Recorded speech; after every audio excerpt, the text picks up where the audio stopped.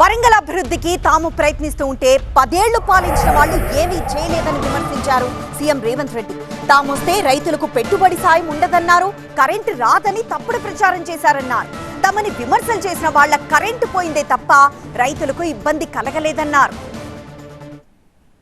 10 ఏళ్ళకు మరి ఎందుకు దేవుడు బుద్ధి కలిగించలేదో, జ్ఞానోదయం ఇవ్వలేదో, విదేశాలలో చదువుకున్నాం, సాంకేతిక నిపుణులం అని పెద్ద పెద్ద పొడుగు ఉపన్యాసాలు ఇస్తారు.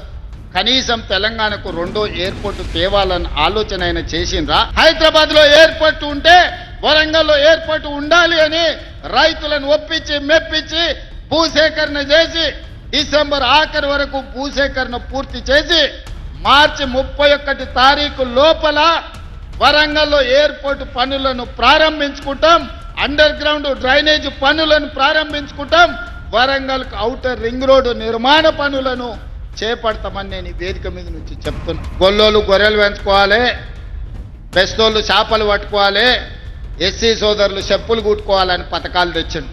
ఎందుకంటే ఆయన పిల్లలు రాజ్యం మేలుకోవాలంటే మీరందరూ చేపలు పెంచాలి, గొర్రెలను పెంచుకోవాలి.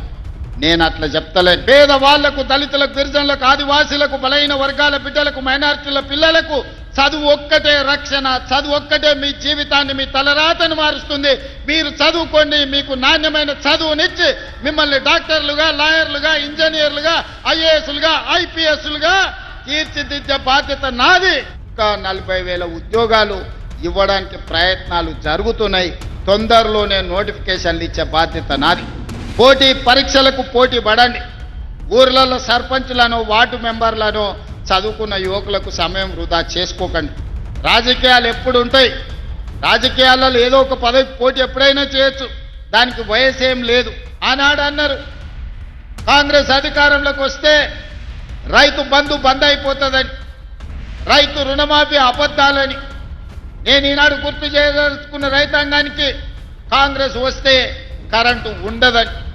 ఇవాళ కాంగ్రెస్ వస్తే రైతులకు 24 గంటల కరెంటు ఉంది, కానీ గడీలలో పొంకనాలు పలికిన వాళ్ళ ఇండ్లలో కరెంటు లేదు. వాళ్ళకున్న కరెంటు మా కాంగ్రెస్ పార్టీ కార్యకర్తలు ఊడబెరికిండ్రు. నిన్నమన్న ఒకటి జూబ్లీహిల్స్లో రిజిండు తీటనోరు వేసుకొని, జూబ్లీహిల్స్ ఉప ఎన్నికల రెఫరెండం రేవంత్ రెడ్డి సంగతి తెలుస్తామని.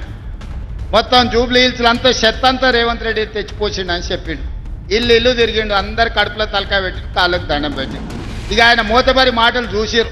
దీన్ని తీట అనగాలంటే దీన్ని బండకేసి కొట్టాలని గెలిపించుడే కాదు, 25,000 మెజారిటీ ఇచ్చి బండకేసి కొట్టి బొంద పెట్టారు జూబ్లీహిల్స్లో.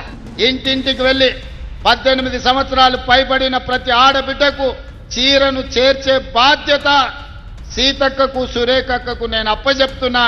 మీ బాధ్యత ప్రతి ఆడబిడ్డకు చీర చేరేటట్టు చూడండి. ఎంత ఖర్చైనా ప్రభుత్వం వెనక ఆడదు.